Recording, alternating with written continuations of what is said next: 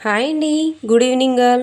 Week ending, month starting. అదేనండి, నెలకొచ్చేసి బోళ్ళని ఖర్చులైతే start అయిపోతాయి కదా!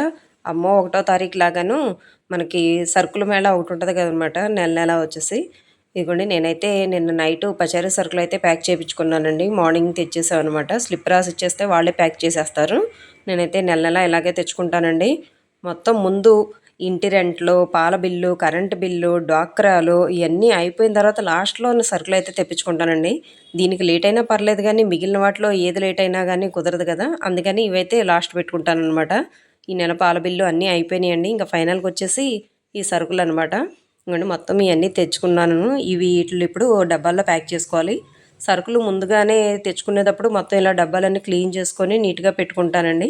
మళ్ళీ అవి తెచ్చాక ఇవన్నీ క్లీన్ చేసుకోవడం పెద్ద ప్రాసెస్‌లో ఉంటది కాబట్టి ముందే రెడీ చేసేసుకుంటాను. మొత్తం ఇయన్నీ ఈ డబ్బాల్లో ఫిల్ చేసుకుంటానండి. మా వారేంటంటే మొన్నేగా తెచ్చింది సరుకులు అప్పుడే అయిపోయినాయా అంటా ఉంటారన్నమాట. ప్రతీ నెల ఇదే డైలాగు. మీ ఇంట్లో కూడా ఇలాగే డైలాగ్స్ వస్తా ఉంటాయండి. మాకైతే కామన్ అనమాట. కుండలో అన్నం అలాగే ఉండాలి. అందరి కడుపులు నిండాలంటే ఎలా కుదురుద్దండి? కుదరదు కదా! సరుకులు అయిపోతా ఉంటాయి. అందులోనూ మనకేమో బయట ఫుడ్ అస్సలు పడదు. టిఫిన్‌తో సైతం అన్నీ ఇంట్లోనే చేయాలి. అలాంటప్పుడు సరుకులు అవ్వకుండా ఎలా ఉంటాయండి చెప్పండి మీరైనా? కదా! అందుకని అలా అయిపోతా ఉంటాయి. తెచ్చుకుంటూ ఉండాలనమాట. ఒక్క పూట ఎప్పుడన్నా కుదరదు బయట నుంచి తెచ్చుకోమంటే, అమ్మో! బయట ఫుడ్డా అంటారు. అలాంటప్పుడు మరి అన్నీ చెయ్యాలి అంటే అన్నీ ఉండాలి కదండీ! మాకైతే మొత్తం ఇడ్లీలు, దోసలు మొత్తం అన్నీ ఇలాగేననమాట. ఆయిల్ ఫుడ్ కూడా తినరు ఎక్కువగా.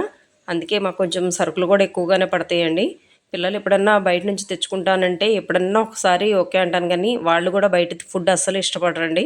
చూడండి మొత్తం అన్నీ ఏ టు జెడ్ అన్నీ డబ్బాల్లో ప్యాక్ చేసేసుకుంటాను. అన్నీ నీట్‌గా పెట్టేసుకుంటాను. మామూలుగా అయితే స్కూల్ నుంచి వచ్చాకైతే మా బాబు అయితే హెల్ప్ చేస్తాడు. కానీ వాడొచ్చేలోపు ఇదంతా చేసేసుకుందామని మొత్తం అన్నీ ప్యాక్ చేసుకుంటున్నానండి.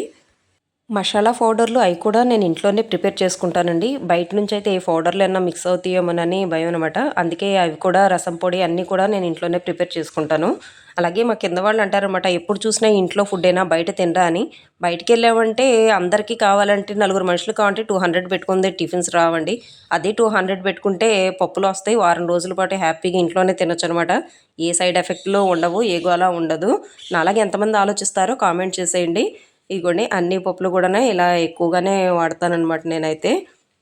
ఇప్పుడంతా ఫాస్ట్ ఫుడ్ సెంటర్ లాగా ఇడ్లీ పిండి, దోస పిండి, చపాతీలు, పరోటాలు ఇవన్నీ కూడా రెడీమేడ్ దొరికేస్తున్నాయండి. అవి కూడా నేను ప్రిపేర్ చేయననమాట. ఇదిగోండి మా దినుసుల బాక్సు ఎప్పుడు ఇలా ఫుల్‌గా ఉంచుకుంటాను. ఇది ఇలా నిండుగా ఉంటేనే నాకు నచ్చుతుందండి. ఇందులో ఇదిగోండి బాక్సులు మొత్తం అన్నీ అయితే ఇలా సర్దేసుకున్నాననమాట. ఇలా అన్నీ ఫుల్‌గా ఉంటే బావుంటది.